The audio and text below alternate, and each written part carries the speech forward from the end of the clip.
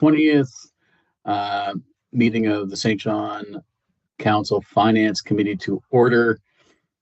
And the first bit of business is item 2.1, which is the minutes of May 14th. Could I have a mover and seconder to accept the minutes of May 14th? Thanks, Your Worship. Seconded by Councillor Stewart. I'll take your second. Councillor Radwin, I see that you're on the call, but I don't see that your video is on yet. So on the minutes, all in favor signify by saying aye, raising your hand. Contrary minded, carried. Item 3 is approval of the agenda. The agenda has been circulated, so I'll take and there are no additions. Take a motion. Thank you, Councillor Stewart and Your Worship. On the agenda, all in favor signify by saying aye or raising your hand. Contrary minded, carried. Item 4, disclosures of conflict of interest, if there are any. None. Seeing none, we'll move on. There's nothing on the consent agenda today. Item 6.1, the 2024 audited financial statements. We have some guests with us. I'll turn it over to CFO Fudge to introduce our guests. Thank you, Chair Sullivan, members of the Finance Committee. This afternoon, we are asking the committee to approve the 2024 audited consolidated financial statements for the City of St. John. We have 2 presentations on deck for you with respect to this item. First, we have in attendance Jeremy Millay. He's the Director of Audit and Assurance from the firm Deloitte, who will present Deloitte's audit opinion to the committee. We also have Elena Gidney, who's the Manager of Audit and Assurance, in attendance as well. And after Mr. Millay presents, the chair and the committee wishes to have discussion in camera with our auditors without staff present. I believe a separate link has been sent to facilitate that from the city clerk. And please let us know, provide that feedback at the end of Deloitte's presentation, Chair, if you wish that to occur.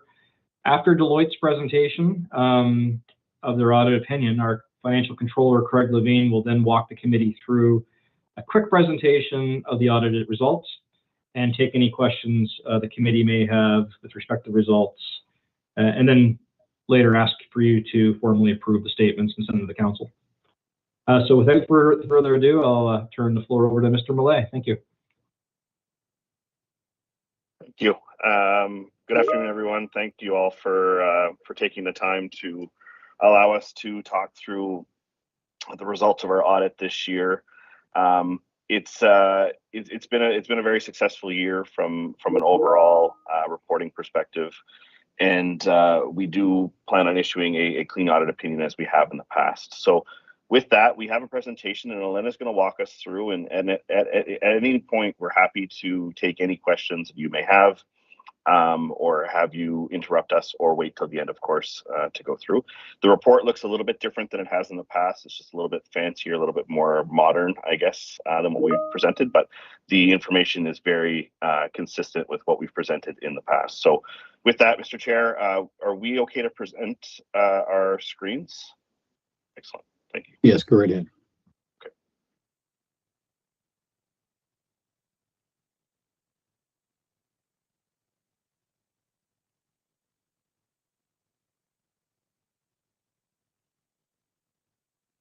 Cool.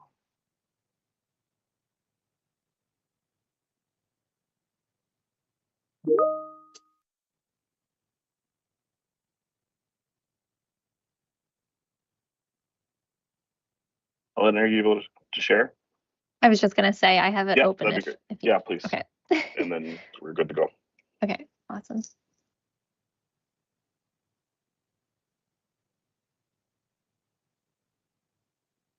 Oops. There you go. Can everyone see my screen? We can.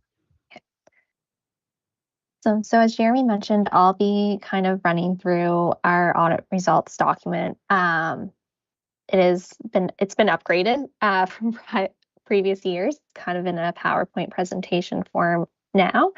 But I'll skip to our executive summary page. So on this page, the first part on the left is just highlighting changes from the audit plan, which in our case, there were none. Some outstanding items of importance that we have listed here are just simply the completion of our subsequent event procedures, which will take place after this meeting, as well as final audit partner review of select working papers, receipt of the signed management rep letter, and then completion of concurring review, which is done by our quality assurance partner. She did give us the okay yesterday. It's just that she'll kind of have to do her final approval after this meeting. Under the audit plan, you'll see our group materiality is set at 6.7 million. This is based on expenses at the consolidated level. And you'll notice that the misstatements in the current year is 0. Our significant risks are consistent with last year. So these include management override of controls and revenue recognition, which I'll touch base on later, but there's been no changes and no issues noted.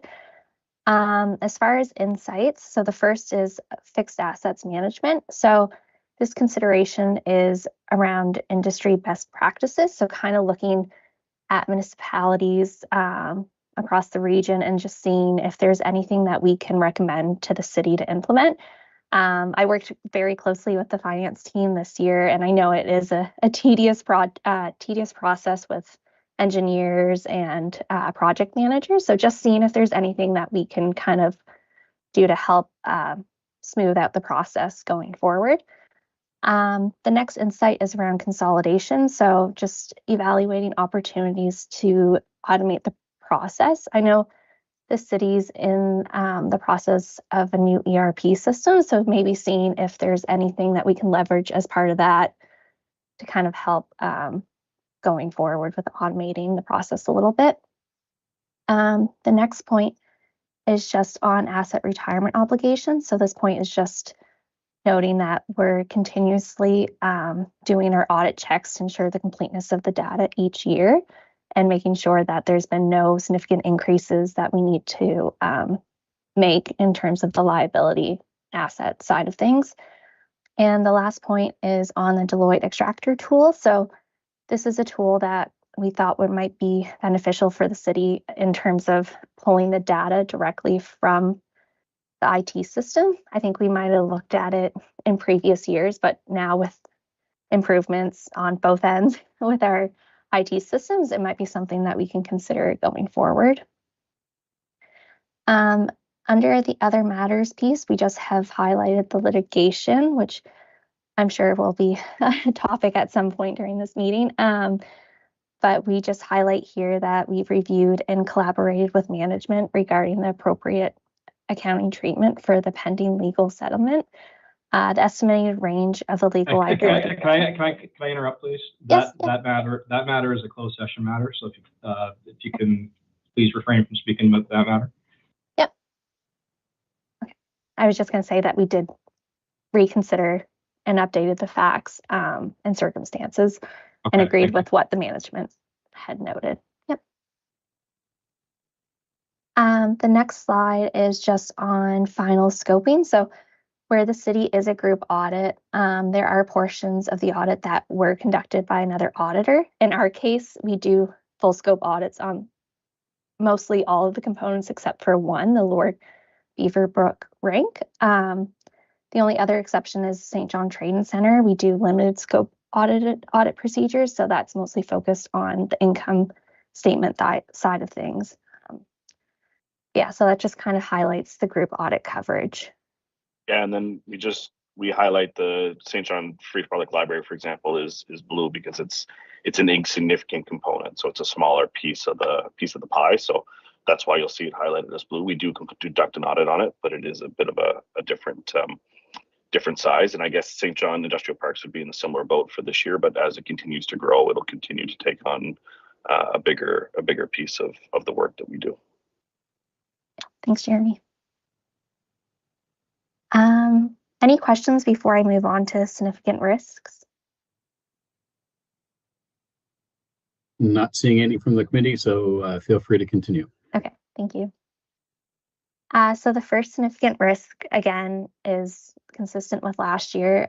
It's just the presumed risk of management override of controls. So in our response, we're just noting that we did test journal entries that exhibited characteristics of audit interest. We discussed fraud with management through fraud inquiries. And then we also determined whether judgments and decisions related to management estimates indicated a possible bias, which in our case, they didn't. I will pause here because we do have a note on asking the Finance Committee of their views of fraud and whether they are aware of any actual or suspected fraud at this time. So maybe I'll pause. And if I don't see any hands or anything, maybe we'll just continue. Not seeing anything with the committee. Feel free to continue. Awesome. So our functionality within our audit platform helped us identify entities which exhibited characteristics of audit interest, which we analyzed and investigated further. Through this process, we did not identify any indications of fraud nor management bias. Some of the examples of the fraud characteristics that we did consider include seldom used accounts, which in the city's case, there's always going to be seldom used accounts as expense accounts are kind of project related. And then we also looked at entries containing recurring digits, entries containing round numbers, journals to unrelated accounts that we wouldn't normally expect, as well as large journal entries and entries to income around year end. So on the right, we do have our results from the test. The number of entries looks really high, but this is just because of how automated the process is. It kind of pulls the entries based on the criteria that we put into the system. So for example, in this year, there was 1,000+ entries that were flagged for displaying characteristics of audit interest, but through the review of our team, we went into detail on each entry to see if there was anything that we deemed not appropriate based on our business knowledge, and anything that we needed further clarification on, we did dive into further through inquiries and obtaining additional supporting documentation. So in total, there were about 22 entries that we did sit down with management to discuss further. And again, there were no indications of fraud or management bias through those procedures. The next risk is on revenue. So we do presume a risk of fraud relating to revenue recognition for property taxes, unconditional grants, government transfers, and other revenue. So under Canadian auditing standards, we are required to evaluate the risk of fraud and revenue. We did evaluate the revenue transactions and consider that there is a risk that revenue may have been recorded in the incorrect period and that their occurrence and accuracy may not have been appropriately recorded. I did want to highlight the 3 points that we have here. This requirement is based on audit standards. It's not on suspicion or evidence of fraud. It's more so related to how and revenue is recorded and not the source of the revenue that's being received. And it is a standard risk kind of throughout all of our audits, and it's just something that we kind of have to highlight as part of our presentation. In terms of our observations and insights, so we did evaluate the design and implementation of controls and concluded that they were designed and implemented appropriately. We confirmed balances with third parties when possible. When it was not possible, we did detailed testing of the revenue streams through obtaining invoices, proof of payment, contracts, etc., just to make sure that all the revenue recognition criteria were met and that their transactions were recorded in the proper period. Next is misstatements. So again, as mentioned on the executive summary, there were no misstatements that needed to be corrected and no disclosure deficiencies that needed to be corrected. We did provide disclosure recommendations to the finance team throughout the audit, of which the finance department was really receptive to, and these have been adjusted accordingly.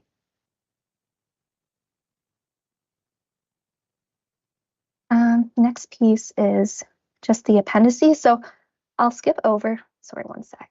I just get a cough.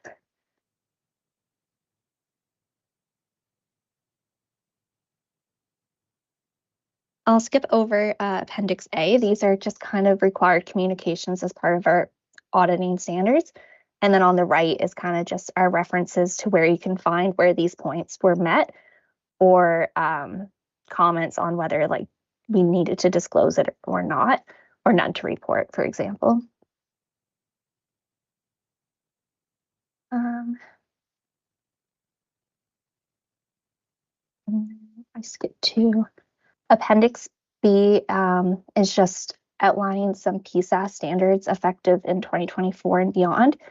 So it lists what the standard is, the description, the application, so when the amendments are effective for, and then also resources, so where you can find more information on what these changes are and how they should be implemented. We'll likely work with the team going forward, but it is just something we'd like to highlight.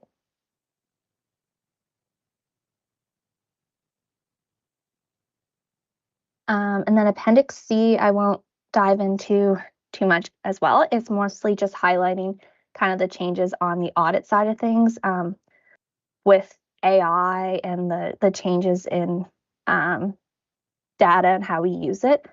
On our side, we have been able to implement a new platform, Deloitte Omnia, which is similar to what we've used in the past, but it's more of a cloud-based collaboration site. And there's just a lot of benefits that we hope to see going into the following years that will help both our team and hopefully the finance department with meeting the audit deadlines and whatnot. I might just going back to that one. And then Appendix C is just thought leadership, so some articles that might be of interest to some of the members on the committee. And that's it.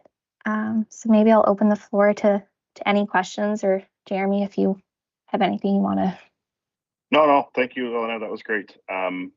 Like I said, this is very, very similar to what we've presented in the past. Overall, it was a relatively consistent year from a reporting perspective, and we've reported now on all of the agency boards and commissions, the ABCs, except for Trade Convention Center, which goes with these financial statements. So we're up to date on everything that we've been required to sign off on. Are there any questions from the committee for the auditors? Not seeing any. Maybe we will take a pause from the open session right now and drop into the in-camera session, and then we will be back to open session after that.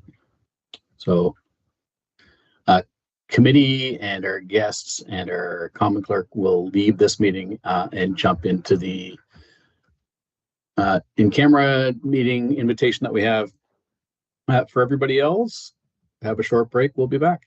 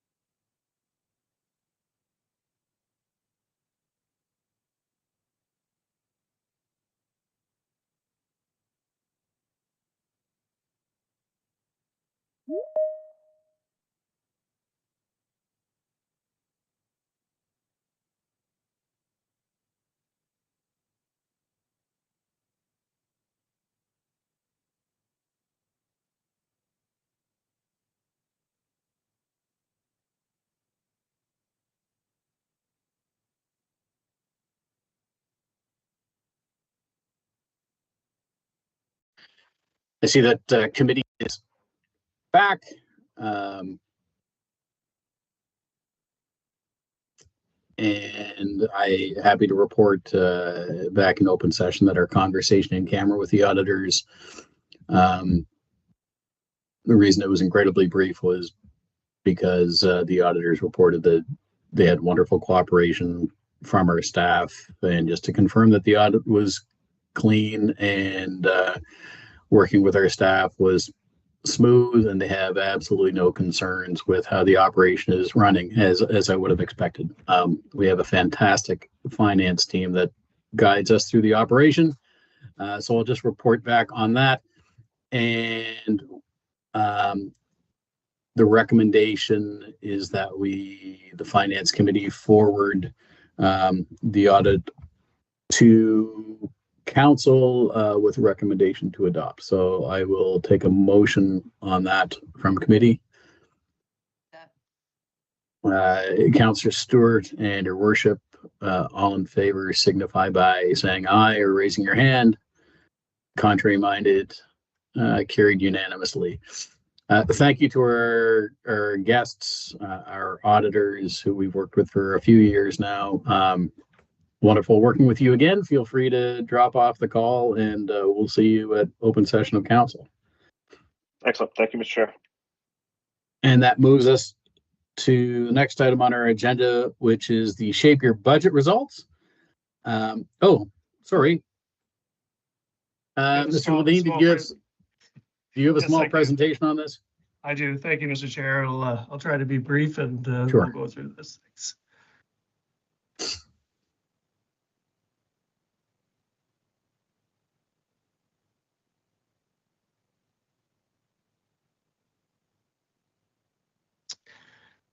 So thank you, Mr. Chair, and the members of Finance Committee. As CFO Fudge indicated, the city has received a clean audit opinion for our 2024 consolidated financial statements. This presentation will provide the committee a quick overview of how we operate and do our budgets versus the actual consolidated financial statements you are approving today. And I did want to include as well at the end of this presentation a few slides on the trading convention, as the committee will be approving their financial statements as well. So as the committee is aware, under the New Brunswick Local Governance Act, the city must produce a balanced budget. We cannot budget for a surplus or a deficit. The city is required to report our annual financial results under the public sector accounting standards, which differs significantly from how the city budgets its annual revenue and expenditures. Some of the difference between annual operating budgets and financial statements are we are required to add in all our other funds, our various agency, board, and commissions into one set of financial statements. Another example is the elimination of revenue and expenses between entities. And the city's requirement to have a balanced budget is not a requirement of these financial statements. Most of you have seen this before, and it just highlights some of the differences between our operating versus our consolidated financial statements. Some examples are principal and debt payments are expenditures under our operating budget. However, for consolidation, that is not the case. Reserve balances are included in our general fund and utility fund budgets. However, they are disallowed under the consolidation process. And again, this slide just quickly shows you all the separate entities that we are required to consolidate into our annual financial statements. And again, I like to use this, we talk about it annually, but our statements are more than just numbers. You know, the financial story for the city is a very positive story. We continue to focus on our financial health. Our long-term financial plan continues to be an key input into our financial health. Debt continues to decrease, but it also allows the city to focus on other issues, as CFO Fudge brought up earlier, which is our infrastructure deficit. So again, part of our story is our net debt is now down to just over 6 million from a high of 330 million back in 2018. Long-term debt for the general fund has decreased by 40% since 2014. Similar story for St. John Water, where debt has decreased by 42% since 2017. And again, this slide just shows our reserve balances for both funds, which is a total of just over 71 million for 2024. And however, as I mentioned earlier, infrastructure deficit continues to be a key significant risk for the city. This slide just highlights the annual surplus, which you would see in the consolidated statements and statement of operations and accumulated surpluses. We ended up with a surplus of just over $64 million for 2024.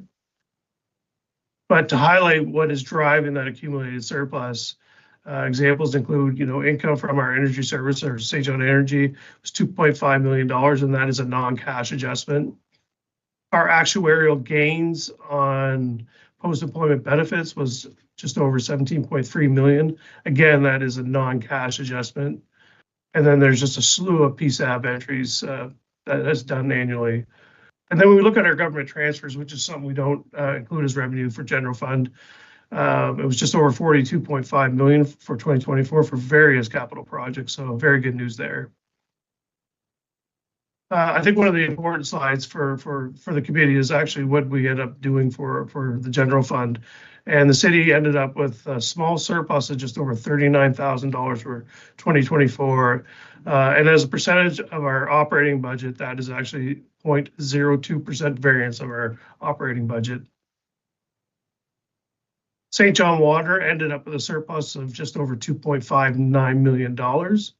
And when you break it down by the two customers, the potable users has a surplus of just over 1.9 million, and our industrial users has a surplus of just over 687,000 for the year end. Now, I just wanted to highlight a couple of items regarding the Trade Convention Center, since these statements are approved by the Finance Committee and Council. The management of the center transitioned over to OVG on July 1st, 2024. And the center ended up with a deficit of 262,000, which was 290,000 less than what was expected. The turnaround is the result of the internal audit that was started back in 2019. And I would like to highlight that the budgeted deficit for 2025 is 281,000 compared to 2018, which was budgeted to have a deficit of 915,000. So a significant turnaround. And again, this just quickly highlights the year-over-year comparison. So great work by our internal audit team. So overall, financial health of the city is good. This is a result of strong financial policies and adherence to the city's long-term financial plan. The city's strong assessment growth over the past several years has contributed to the positive financial health. And as we get into the 2026 operating budget, the city is facing unexpected assessment freeze and significant wage pressures from our expired protective services contracts. And adherence to our financial policies will be key to the continued financial health of the city. So with that, the recommendation is that the Finance Committee approve the 2024 consolidated financial statements, approve the 2024 trade and conventional financial statements, and the 2024 trust fund financial statements, and forward to Common Council for approval. And with that, I'd be happy to answer any questions the committee may have.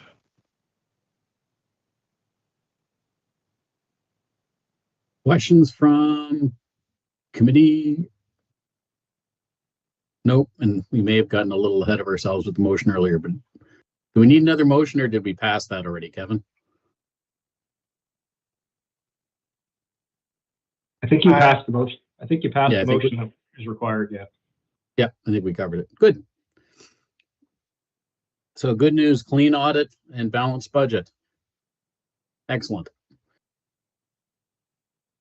So we'll move on to shape your budget, which has Controller Levine to present shape your budget results. Thank you, Mr. Chair.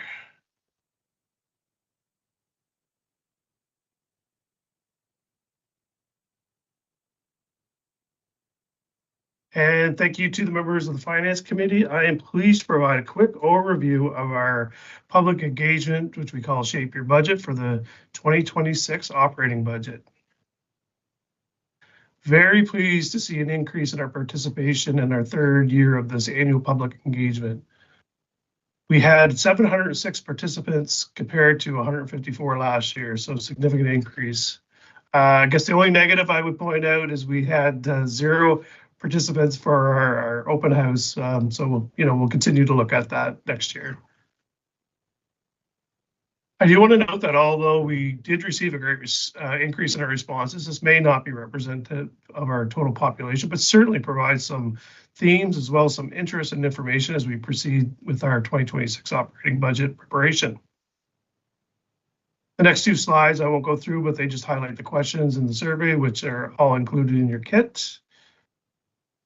So just to highlight a couple of the questions that we asked. So for the top 5 priorities, it was no surprise that roads and sidewalks were number 1. Also within the top 5, snow plowing, with our parks and recreation rounding out the second in the top priorities.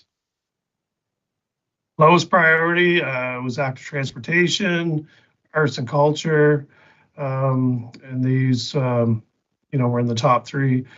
But it was interesting. I do want to note that police on the prior slide was the top 3 in our priority. However, when you look at this, it's actually 5th in the lowest of priority. So a very conflicting story on this one. When you look at whether we should increase services or reduce tax rate if we receive more revenue than expected, again, fairly evenly split between the 2 options. But on this one, if we receive less tax revenue than expected, would you rather see a decrease in services or an increase in property taxes? Well, I think it was very clear that the appetite for an increase in property tax was very low on the response.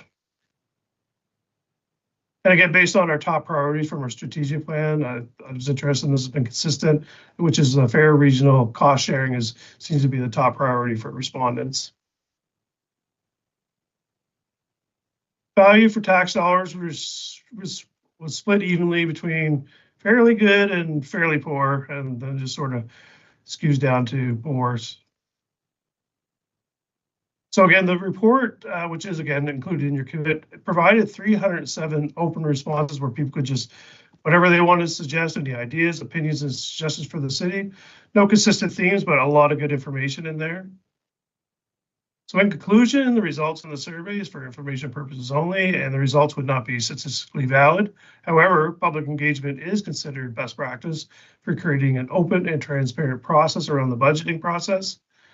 And really just the recommendation is the Finance Committee receive and file this presentation and the attached documents. And with that, I'd be happy to answer any questions. Thanks for the presentation. Questions, comments from committee? Just a quick comment, if I can. Go ahead, Councillor. I find it disappointing that we don't have a bigger response from our residents. And I feel like we've done a good job on getting the message out that it was available to them.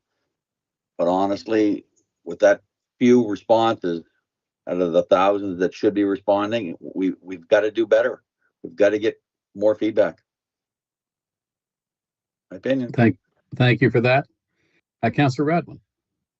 Thank you, Chair. I do think there was a bit of consistency on seeing a lot of comments that were very, very common comments, like people asking about tax reform.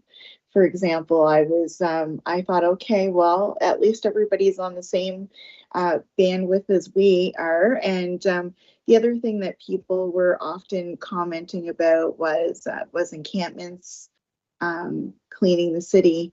It was really interesting going through the comments. Some of them I think were extremely valid, and other ones made me think that some residents weren't sure what council was working on.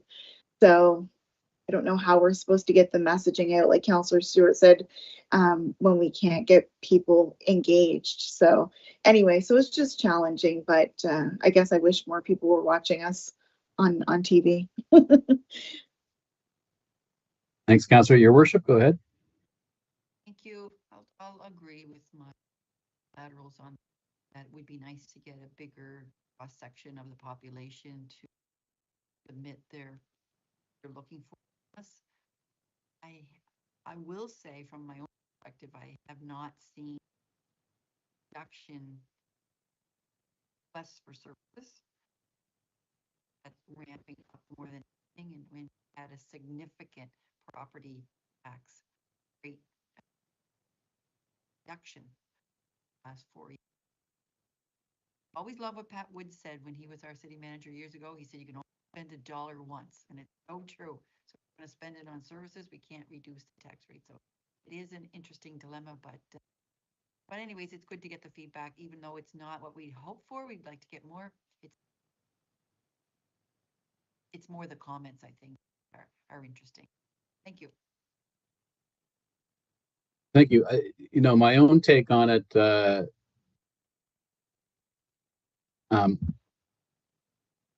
guess maybe my glass is half full. We went from 100 and some responses to over 700.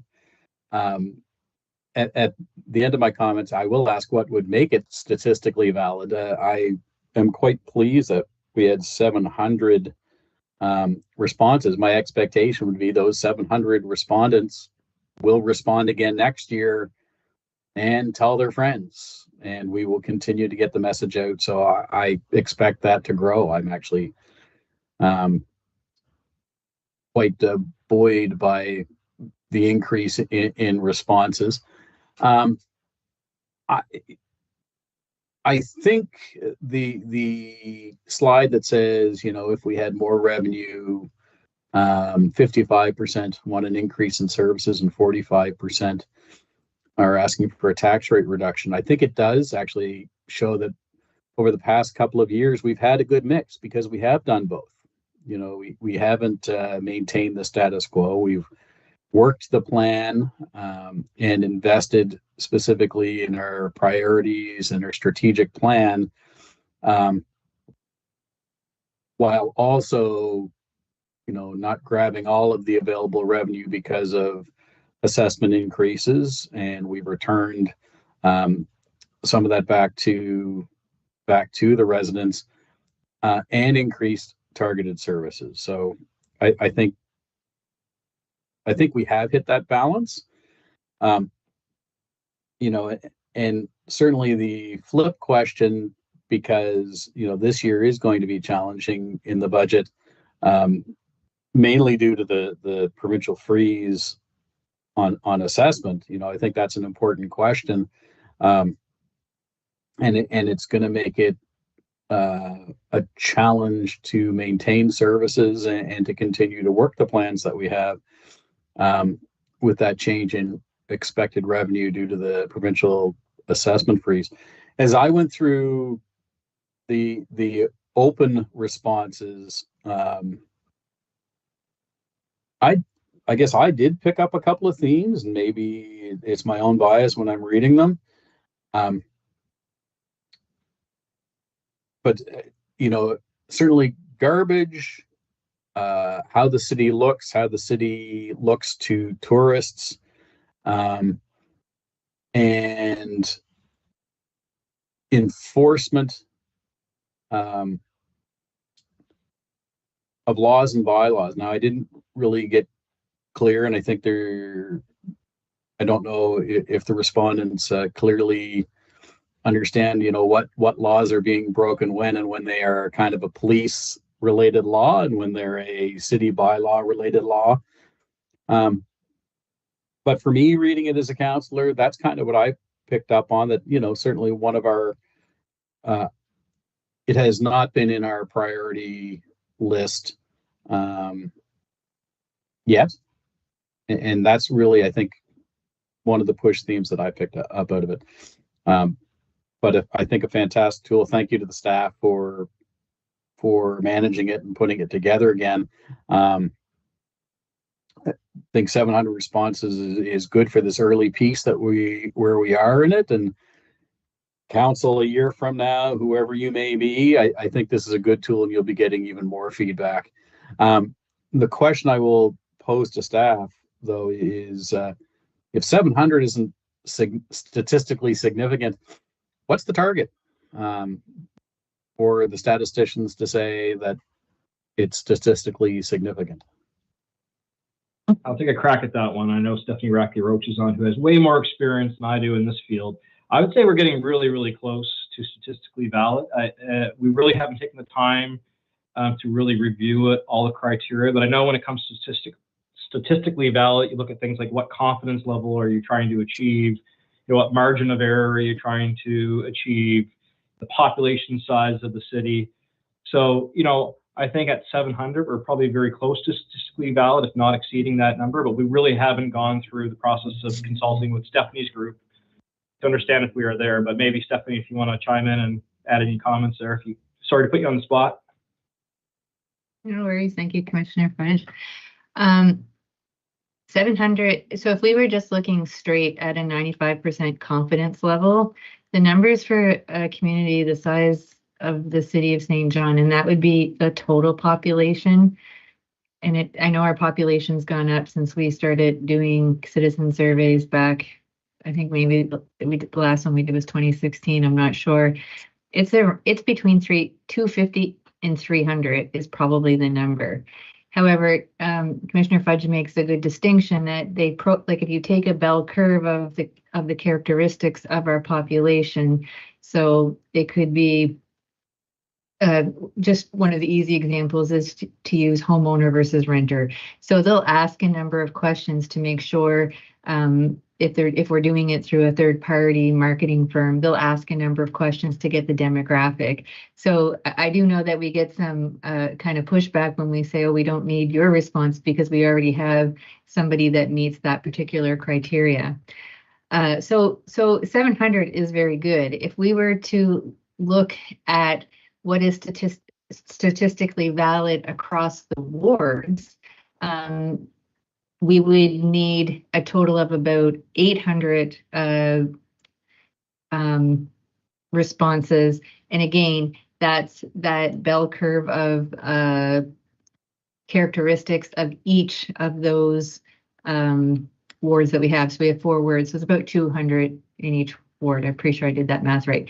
So 700 is actually very good for a call out that doesn't really have a specific demographic that we're going for. It's open to the public. And sometimes when we think about the numbers, it's how many people are investing in the community. And when you consider that most homeowners have maybe a family of 2, 3, 4 living in their home, you wouldn't necessarily get, tens of thousands. It's going to be smaller because it's usually one person from a household responding, not necessarily all people from the responding, and usually only take the folks, not that we don't care about the young folks in the city, we definitely do because they are our future, but you wouldn't typically include those that are minors in a statistically valid survey. Thank you.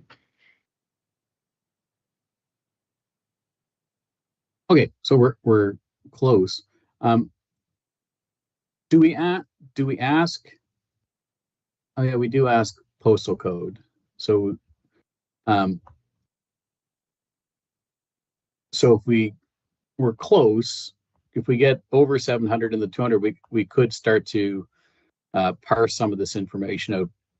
Yeah, I think next year, Mr. Chair, it'd be good to target trying to achieve that milestone. This is only the 3rd year of doing the survey, and we have had great incremental success. We'd like to have more success in the town halls, but we'll work on that. But I think next year we should target and try to have the goal of having a statistically valid survey results, and we'll work with Stephanie's group earlier in the process to see what we really need to achieve that, and hopefully we can say that next year when we're presenting the same presentation. Yeah, no, appreciate it. No, I think we're close, and you know, these things do build, and you know, in the past the city has done different types of engagement, different types of customer service related surveys. But since we've launched Shape Your City and we are able to continue to do it as opposed to having to hire out and hire consultants, I think residents are more familiar with the platform, getting used to using it more. And as I mentioned earlier, you know, those who used it this year are likely to use it next year again, and so we'll continue to build. So I think now that I've hit a bunch of screens and I'm no longer where I was, receive and file, Controller Levine is the recommendation. I'll move that. That's correct, Mr. Chair. Okay, your worship's moving it, seconded by Councillor Radwin. Thanks. All in favor signify by saying aye or raising your hand. Aye. Contrary, carried. Item 6.3 is a fiscal reform update, and that is CFO Fudge.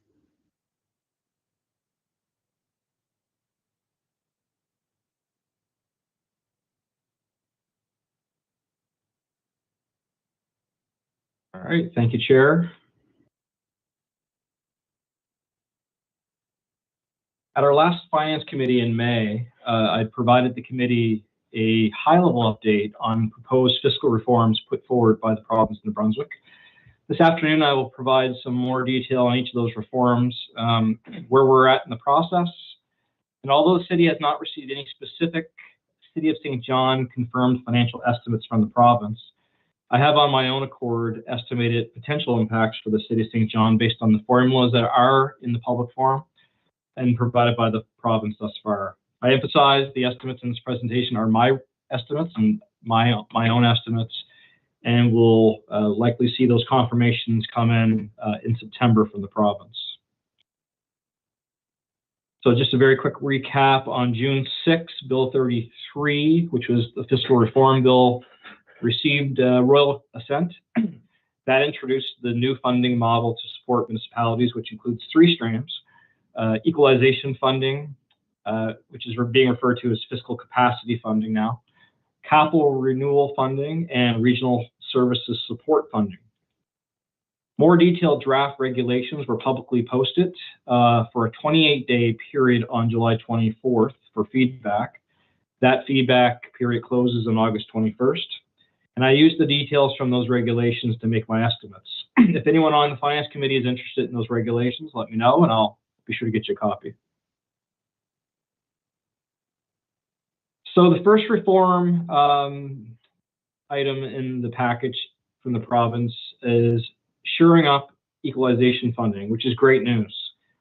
The provincial government is going to move to fully fund the fiscal capacity program, which increases equalization, the pool of equalization funds at the provincial level from 55 million to approximately 76 million in the province, and the fund will be indexed thereafter.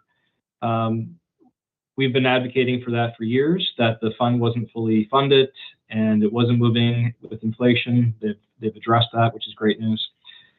And even though the first year of the formula will apply in budget 2026, to smooth out the impact on municipalities and to make the formula predictable, the province is proposing to roll out the revised formula over a four-year period.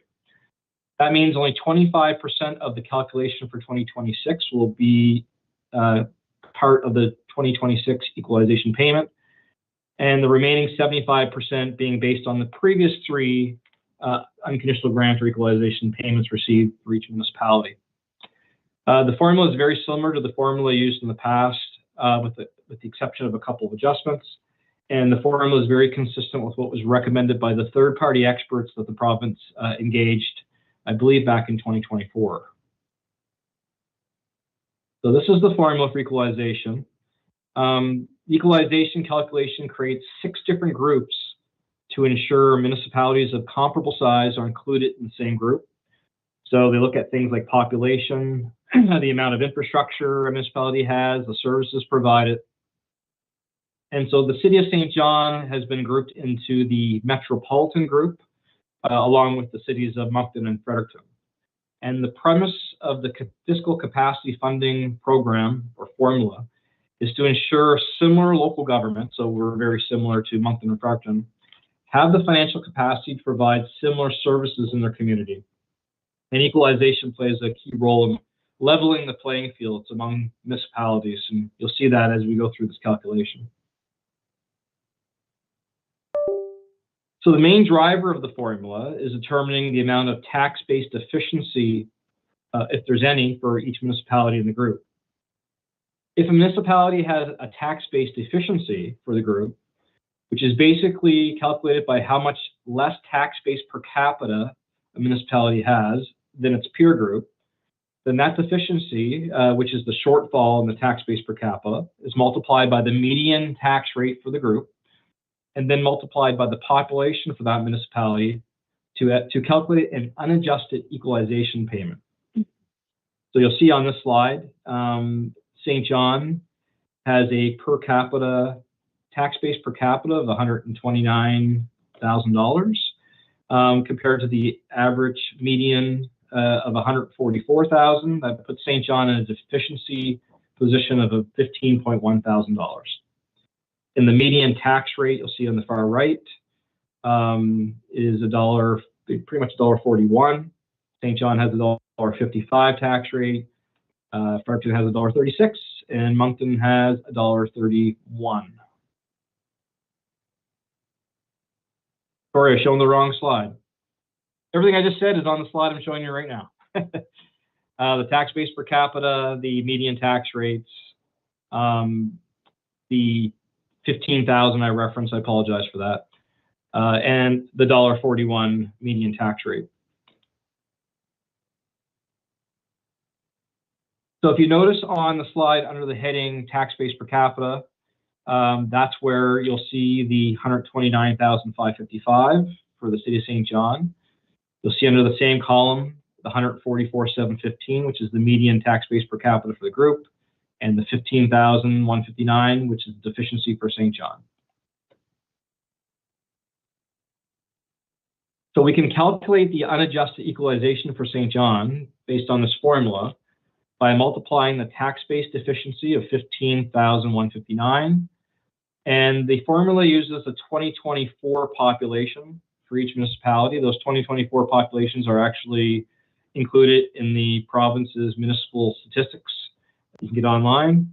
So for St. John, the 2024 population is 78,165, and then applying the median tax rate of $1.41 that you saw in the previous slide, we would have an unadjusted equalization amount of $16.7 million.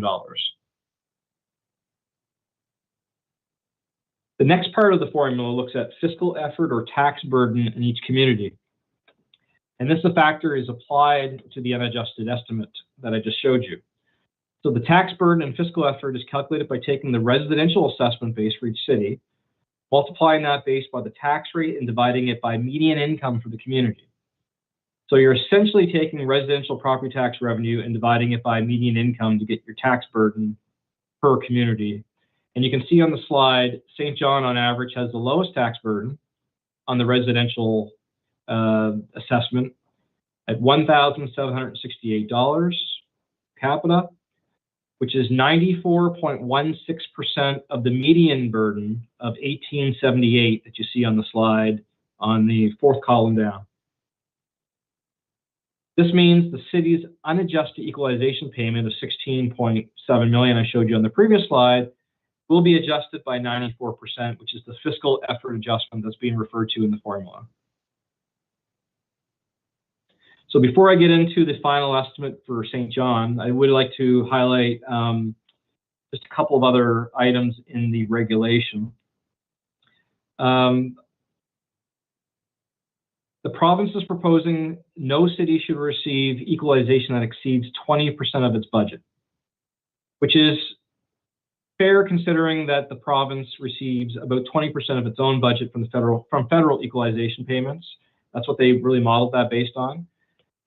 This provision shouldn't affect St. John, because if we looked at 20% cap on the city of St. John's budget, we'd be looking at a $40 million cap for equalization, and we are nowhere near a $40 million cap on, or $40 million in equalization. So I don't think this policy item is going to affect the city of St. John too much.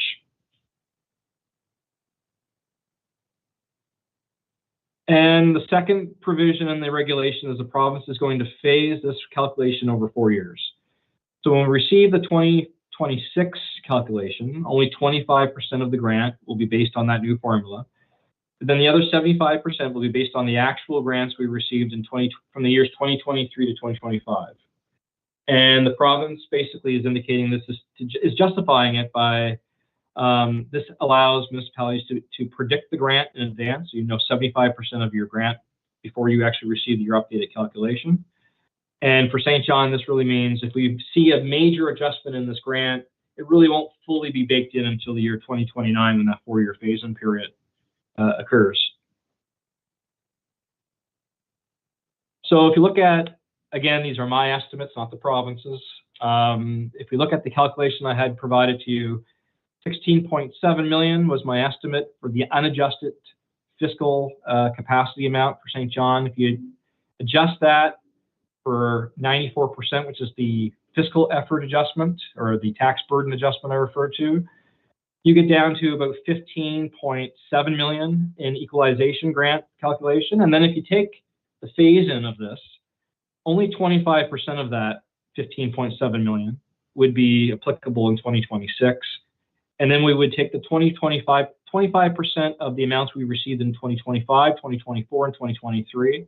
So based on my calculation, if we did that, St. John would have an estimated grant of about $14.4 million in fiscal capacity funding in 2026. Now, mind you, this might be a bit different because when the 2026 tax base numbers come out, I've been basing this all on 2025 tax base numbers. So when 2026 comes out, it might be marginally different in terms of this calculation, but I think order of magnitude, if I understand the formula, 14.4 million is a reasonable estimate. Our grant in 2025 was 12.8 million in equalization in core funding. So that's estimated around a $1.6 million increase. So let's hope I'm wrong and it's higher than that. But that's my estimate as of now.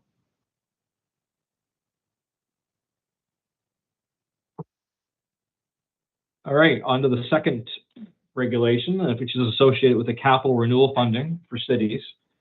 And the purpose of the fund is to support local governments in addressing its core infrastructure needs, mostly infrastructure deficits. So the province plans to add 45 million into the budget for 2026 to fund this program.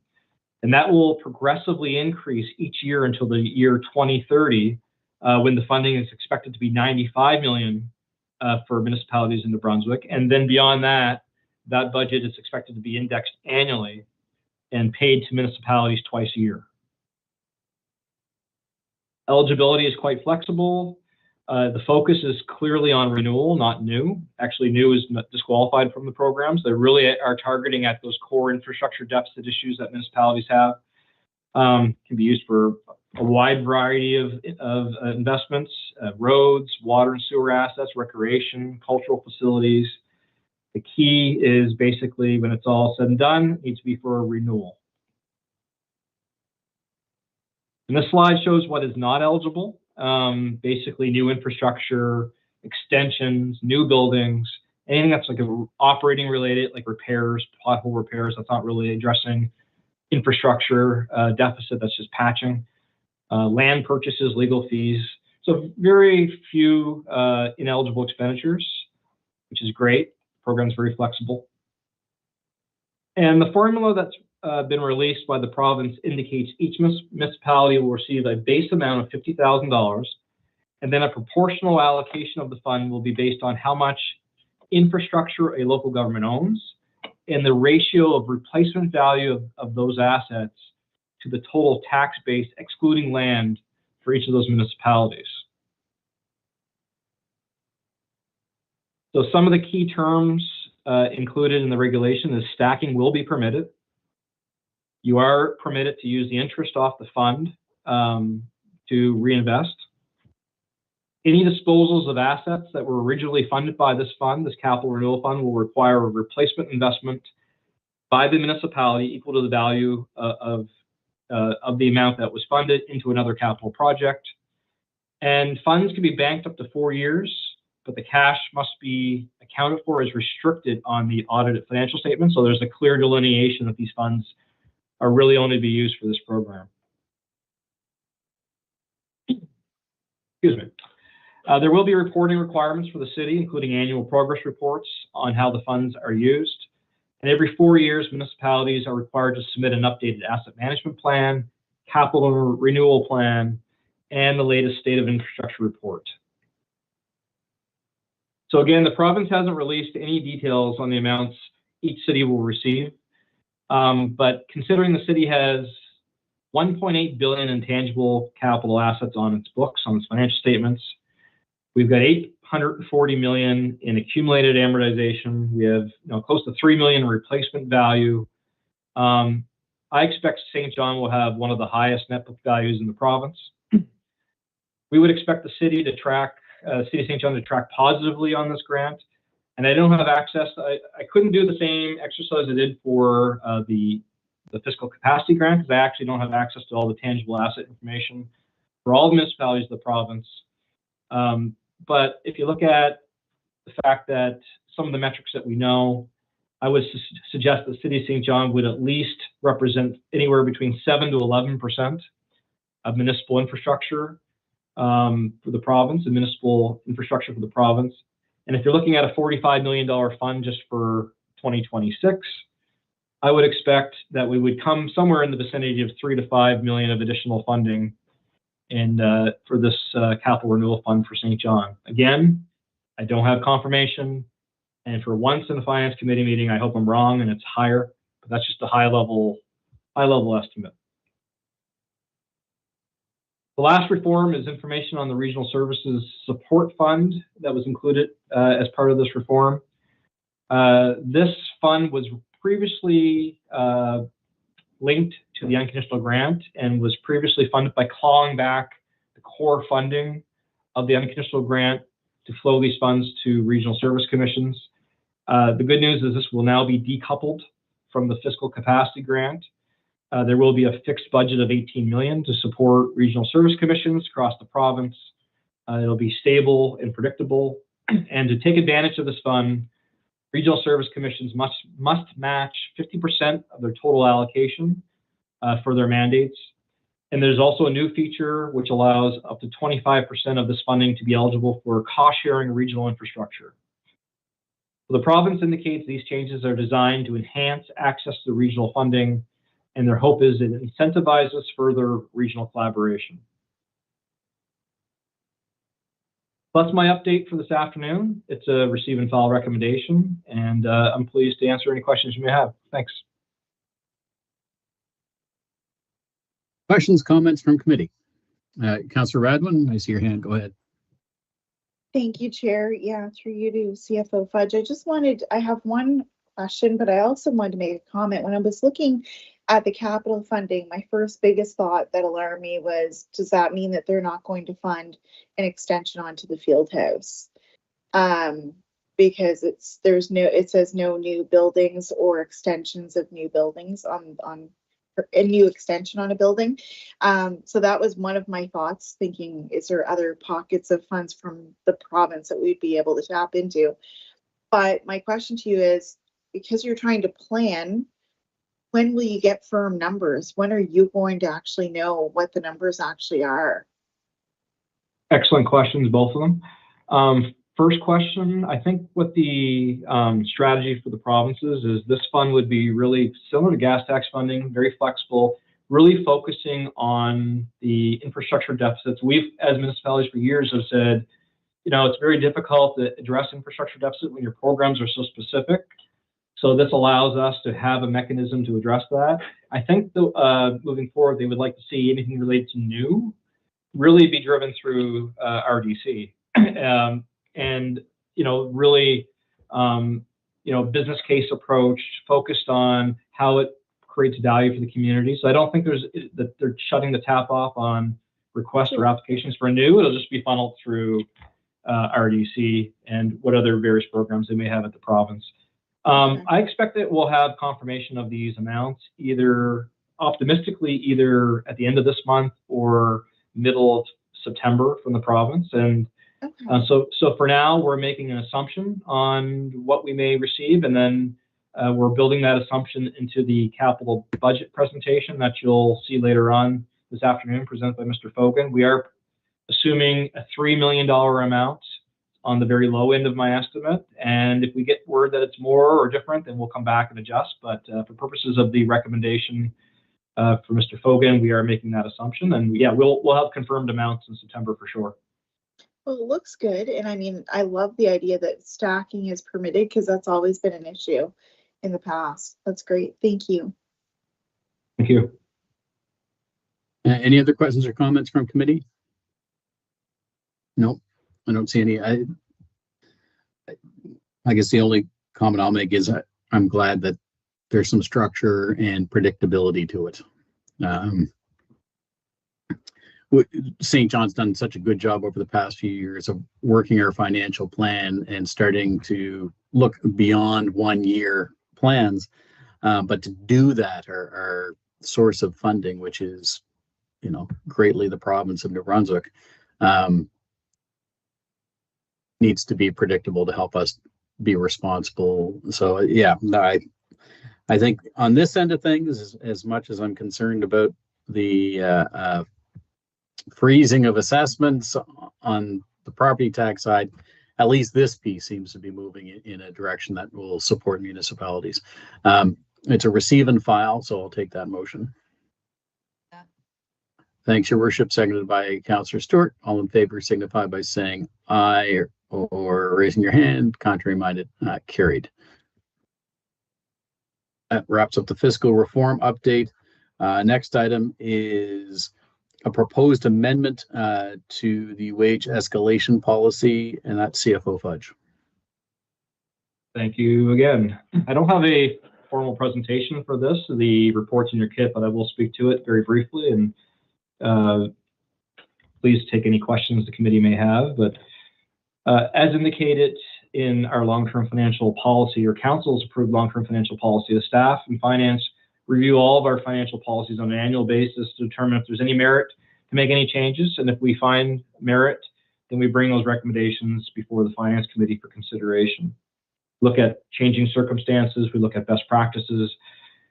I trust you read the report, and so I'll highlight a couple of the areas, the two amendments that we're proposing for amendment to the wage and benefit budget escalation policy. The first amendment would allow the calculation of that policy to consider changes in the fiscal capacity grant, which I just presented, that's coming, which we previously referred to as the unconditional grant. We refrained in the past from including this in the formula for this policy due to the fact that exactly what Chair Sullivan just said, it's going to be predictable now. Before it wasn't. It was volatile. It was very difficult to predict on an annual basis. However, the province has made two significant changes as part of the fiscal reform to address that and make this revenue stream much more predictable. First, it's committed to fully fund the program and index the program on an annual basis beyond the funding.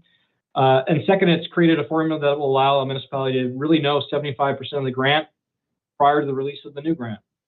And because it will be rolled in over a 4-year period. So with these changes, I'm very comfortable that as a significant part of the city's revenue, it should be considered as part of the wage escalation policy. It's reoccurring. It will be predictable. I believe we can now rely upon it. So that's my first recommendation. Second recommendation is an amendment to address, really to support council's ambitions respect to the 10-year strat plan. Many items in that strat plan is centered around growth. And as a community grows, so does potentially the amount of infrastructure, so does service level requirements, and it's difficult to fund additional resources with the current formula, which has a floor of CPI +1. Therefore, what we are suggesting is on a responsible basis, I think. Actually, I know, I shouldn't say I think, I know. If the city's tax base growth is robust, then we are suggesting that we should have more flexibility in the formula to fund new positions. Therefore, the amendment is if the city's annual tax-based growth exceeds CPI plus 2%, the city can consider utilizing 1% of that growth to address new resourcing requirements to achieve the city's strategic initiatives. The policy amendment continues to assure the city remains structurally balanced, still provides the capacity, if growth is robust, to allocate funds to address other issues such as our competitive position and our infrastructure challenges. It still ensures the current establishment complies with the original formula, but would also provide a mechanism to resource the community as it grows. The 1% growth mechanism is not eligible to fund wage and benefit budgets associated with the current establishment, and I believe it still stays true to the original intent of the policy. So with that, the recommendation is Finance Committee recommends that Council approve the amendments in the wage and benefits budget escalation policy, FAS 007. Please take any questions. Thank you. And you're on mute, Mr. Chair. Questions, comments, or motions from committee? I'll move the motion. Moved by Her Worship, seconded by Councillor Stewart. Any questions on the motion? All those in favor signify by saying aye or raising your hand. Contrary minded, carried. Next item is the 2026 general and utility capital budget presentation, and for that we'll go to Mr. Hogan. Thank you, Mr. Chair. I'll bring up the presentation here.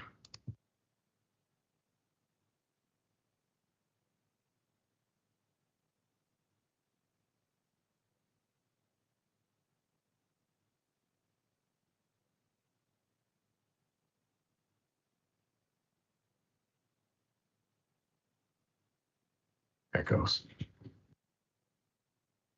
Didn't want to start off there for some reason. I'm pleased to be able to present today anyway the 2026 draft general and utility fund capital budget. Just to take us back a second, I do want to assure committee that there's a lot of different inputs to this budget, everything from our asset management plan, council priorities, other approved city plans such as transportation and Play SJ, capital budgeting policy or debt management policy. We taking things consideration for climate change to deal with, and we have a plan, climate change adaptation plan as well. A long-term financial plan and also funding programs, which have been influenced on where we spend our money.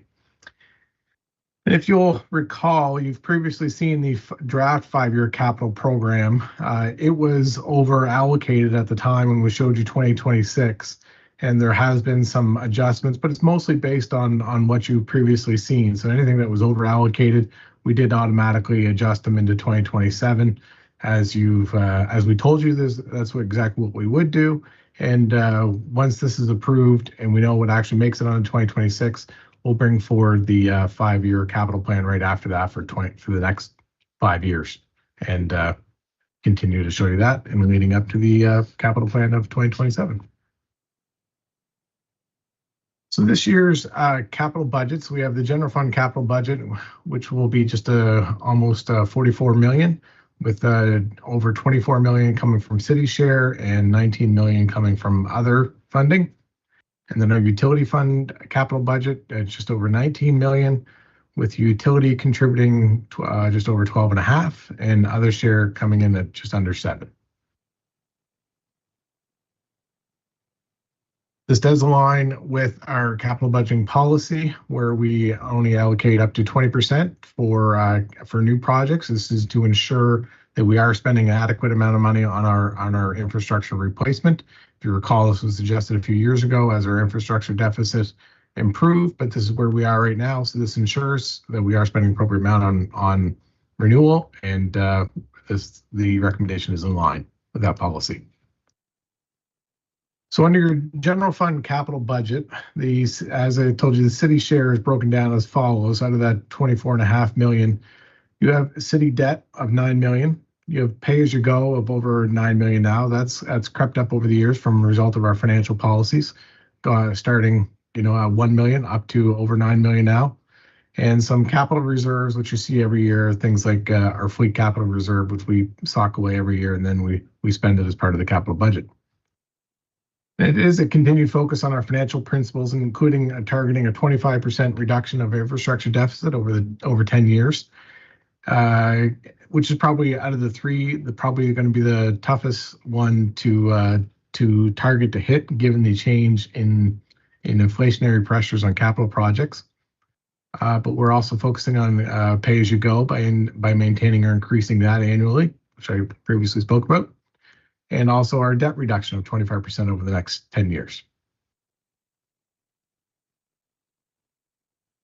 In our general fund capital budget, we did mention we have over 19 million of funding from others.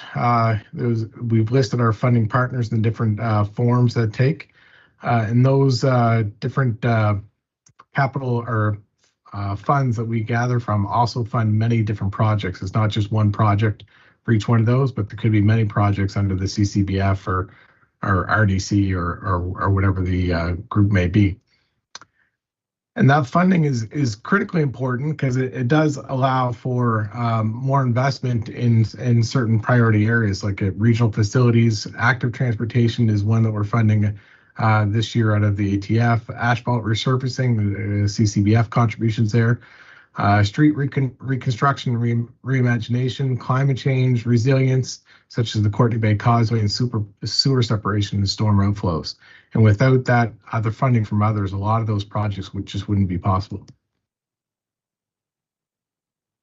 Under the new enhancements for 2026, we do see some investments for the city market strategic plan investments, some improvements in that building along that strategic plan. An extension of Harbor Passage along Riverview Drive on the west side to link that lower west up with Harbor Passage. Upgrades to Rainbow Park for that adjacent to the new school. Forest sidewalk plows. This is in alignment with your strategic plan, which calls for an increased service levels on your sidewalks for snow removal. New security gates for Leisure Services office to enhance our security around some of our city facilities. The new roundabout at the airport arterial and new cricket field. And this is additional funding. There were funds allocated in previous capital budgets for cricket field.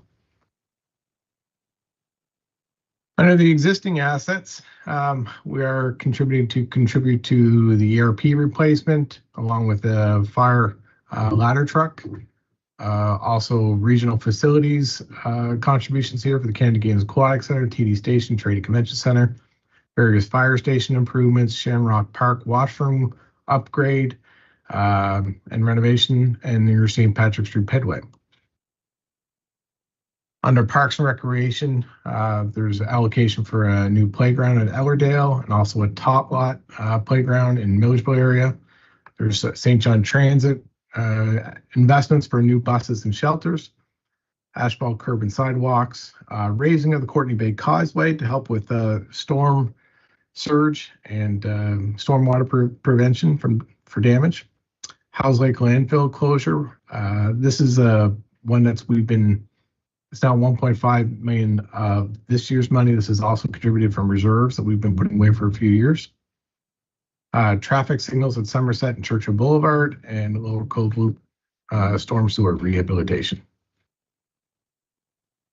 There's also some road reconstruction projects, including a couple sections in Charlotte Street to complete Charlotte Street rebuild, Lansdowne Avenue, Rope Walk Road in relation to the new school build, Canterbury Street in our uptown, and also we're proposing funding of a capital and funding accountant position. This I will highlight this last position is we also find it important for us to be able to do some capital budget reporting, which we hope to circle back with Finance Committee next year. We haven't really completed a whole lot of capital budget reporting in the past. This will enable us to come back and show you what we've been spending, where the projects are, what portion of them are spent, and how we're allocating funding from others, and give you updates to capital projects as they go. Also will help us maximize funding. Right now, we do, I'll say we apply for a lot of funding and we receive quite a bit of funding, but we're not confident that we're maximizing the funding due to stacking issues and flexibility. And as new funding comes in halfway through, we may have had a plan at the beginning of the year, but we'll have new funding that comes in halfway through the year that we're not fully able to utilize because of restrictions around how some of those funds are spent. We're quite confident that including this position will more than pay for itself. You'll receive more than 100% payback in that position quite rapidly, and also enhanced reporting. On to the utility fund capital budget. It has a proposed capital budget of just almost 19.5 million. The utility share of that is just over 12.6, funded from capital and operating, pay-as-you-go and reserves. There's also funding from other sources to the tune of about 6.7 million. Those other sources are disaster mitigation adaptation funding, Canada Community, this is CCBF, the integrated bilateral funding, our industrial reserves, and also Canada Housing Infrastructure Fund.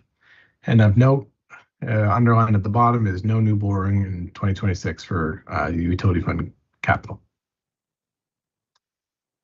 St. John Water investments are much more than replacing pipes under a street. We also are looking at climate change and environment investments, which includes reconstructions of lift stations to keep them above flood level. We're also enhancing the reliability of water and wastewater system, looking at watershed improvements and investments to ensure we can meet our growth objectives. Things like enlarging pipes to make sure we have capacity to deal with the growing population. There's also significant investment in our sanitary systems, including wastewater pumping stations, our wastewater treatment plant in Milledgeville, sanitary sewer replacements, also in line with some street reconstruction that we replace the pipes under before we reconstruct the street. Some additional funding for the Lancaster Lagoon and some structural lining projects. There's also significant investments in our water network. We're looking at water main renewal, again in line with some of our reconstruction projects in Charlotte, Lansdowne, and Sydney. Rehabilitation of another water storage tank. We're chipping away at those one per year. We're doing Lakewood this year. This will be for another one next year. Starting into the planning for universal metering. We need to develop a plan and implementation plan and cost that out and present that back. System backup investments, Loch Lomond watershed investments, some aqueduct repairs, and some meter replacements, and investment in our Mill Street transfer station. And with that, the conclusion says the proposed capital budgets for both the general and utility funds align with the capital budget policy, reserve policies, and long-term financial plan. Both budgets balance the need for strategic reinvestments in the city's infrastructure while ensuring there's also a new investment. And with that, staff are recommending to Finance Committee that they recommend this draft utility fund budget to draft utility and general fund budgets to Common Council for receive and file. That I'll stop sharing. Thanks, Mr. Hogan. Questions, comments from committee? Controller Levine, I see your hand. Do you want to throw a comment in quick before we get into committee discussion? Yes, thank you, Mr. Chair. I just wanted to note on the fire apparatus, it said year one of the $1 million investment. That's actually year 3. We already have 2 years put away, so that'll be the 3rd year. That was my error when I helped Mr. Vogan complete the presentation, so I just wanted to highlight that. Okay, thank you. Councillor Radwin, go ahead. Thank you, Chair. Yeah, so many things to be excited about, right? Airport arterial roundabout and 4 new sidewalk plows. So hopefully we won't have so many service interruptions next year. Raising a Coordinate Bay Causeway, St. John Transit getting 2 new buses and shelters. But the thing that I'm most excited about is something that I did advocate for, is that accounting position. I absolutely think this is going to help us so that we can optimize how much funding we're getting. So thank you to staff for incorporating that. I think it's really going to pay off, and we'll be able to see in the next year how it does. Thanks, Chair. No, thank you. Your Worship, go ahead. I don't have a question. I just wanted to mention again, I mean, there's lots of goodies in there, but what I loved about this, when I read it right at the beginning, is the 26 capital budget inputs. So we have our asset management plan, just to review them, council priorities, city approved plans, capital budget policy, debt management policy, climate change, long-term financial plan, funding programs, and a draft 5-year capital program. So that's a lot, you know, when you're trying to juggle all of the needs and wants of all of those 9 coming from 9 different perspectives. So I think they've done a great job. Happy to see it, and I'm happy to move the motion that's there. Okay, we'll take seconder, Councillor Stewart. Sure, second. Did you want to make a comment, Councillor Stewart, or you're good?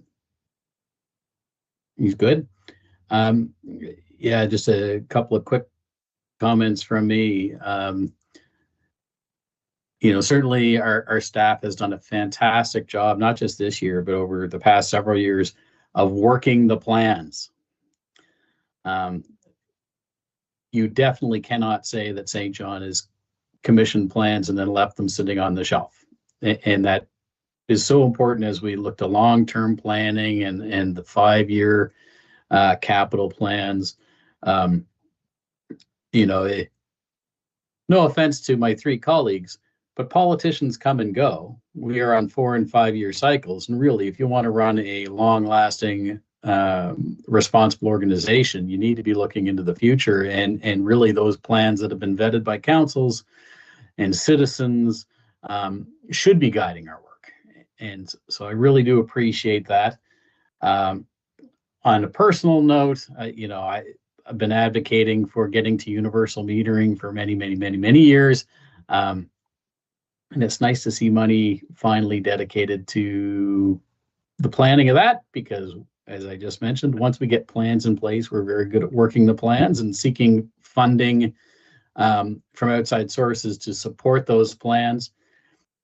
And a lot of numbers, it has been a meeting of math, but I go back to the very first slide that has the general fund capital budget of $43.6 million, the utility fund budget of $19.4 million. You know, the city of St. John, through our general fund and the utility, is going to invest $63 million in capital next year. And thanks to our partners, the federal, provincial governments, and the different buckets of money there. But in the end, for $63 million, we are only borrowing $9 million.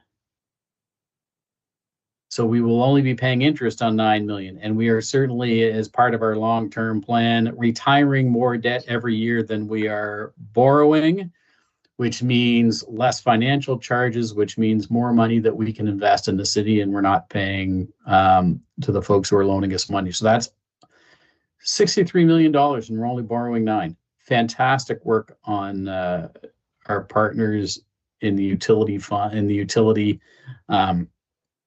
and our finance crew for helping keep us straight on those policies. That is great news, good investment, incredibly fiscally responsible. So we have the motion on the floor to recommend this to council. On the question, all those in favor signify by saying aye or raising their hand.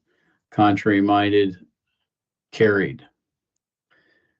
And our final item on today's agenda is our June 30th year-to-date general fund financial results. And for that, we go to Controller Levine.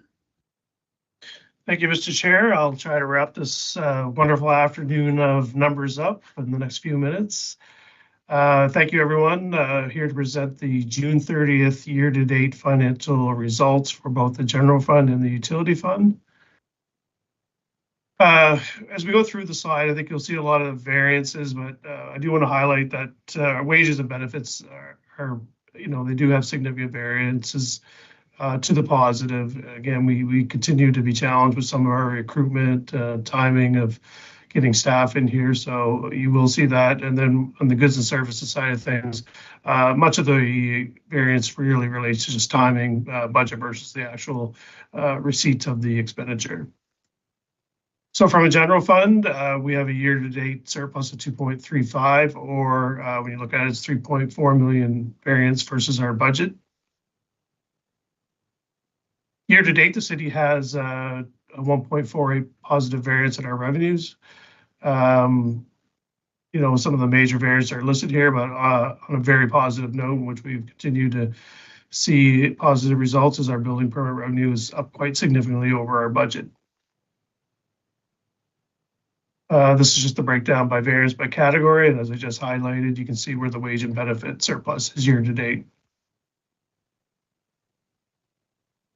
So here are some high-level variances for growth, development, public safety services, and utilities and infrastructure. Again, no major concerns, and I won't go through each of these in detail. I do want to touch base on public works. So year-to-date, there's a 788,000 negative variance. Some of that is due to the timing of goods and services, but I do want to highlight some of the financial pressures, which I did bring up at the last time we brought the first quarter. Winter maintenance is over budget year-to-date, and obviously depending on what the late November and December brings, that could impact it even more. Stormwater has seen some more than anticipated infrastructure failure this year, so we do anticipate some overages there. Our fleet charges have actually increased more than we expected based on a lot of the replacement cost of our new vehicles and equipment. But certainly the team will continue to monitor this throughout the balance of the year. Again, listed here are our year-to-date variance for strategic services, corporate services, and other services. Again, nothing major, just really a combination of vacancies and timing of our goods and services. Now for St. John Water, year-to-date has a positive overall variance of $1.6 million. And here's just a breakdown. Not so much of a variance issue. I guess more people like working for the utility fund than the general fund, but just a small variance in our wages and benefits. And then the majority of the goods and services is really timing issues. Year-to-date revenues are positive 115,000. You can see that the largest driver of the positive variance is both interest and some miscellaneous revenues, which is offset by some unfavorable variance in meter revenue. Meter revenue typically tends to be slower for the first half of the year, so we anticipate hopefully that'll bounce back for the final 6 months of the year. On the expenditure side, really in general, it's the industrial water services driving the majority of the variance. And again, that's just some timing issues around some of the projects and initiatives they have going there. So in conclusion, the overall financial year-to-date results are showing a surplus and can be largely contributed to salaries and benefits due to various vacancies, imbalances within our goods and services due to timing. Own source revenue is largely on budget with a favorable variance as highlighted in building permits. As highlighted in the presentation, there are some anticipated financial pressures in public works due to the winter season and infrastructure failures, but again, staff will continue to monitor and try to mitigate this as best as possible throughout the balance of the year. And with that, I recommend the Finance Committee receive and file this presentation and direct any questions to staff. Thank you. Thanks, Controller Levine. Questions for staff to start from committee? Sorry, go ahead, Councillor Radwin. Just quickly, Chair, I just need to really say great job to staff. On one hand, they're dealing with inflationary pressures.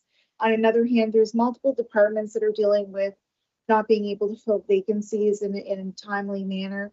And I think they're still keeping service levels quite good with those challenges. So just wanted to say a big thank you to Brent McGovern and his team. I think they're doing really, really well. Thank you for that. No, I echo that sentiment. Your Worship, Councillor Stewart, any questions or comments? We good? We're good. I do have. Oh, Councillor Stewart, did you have a comment? No, I'm good. Okay. I do have one question just with regards to fleet.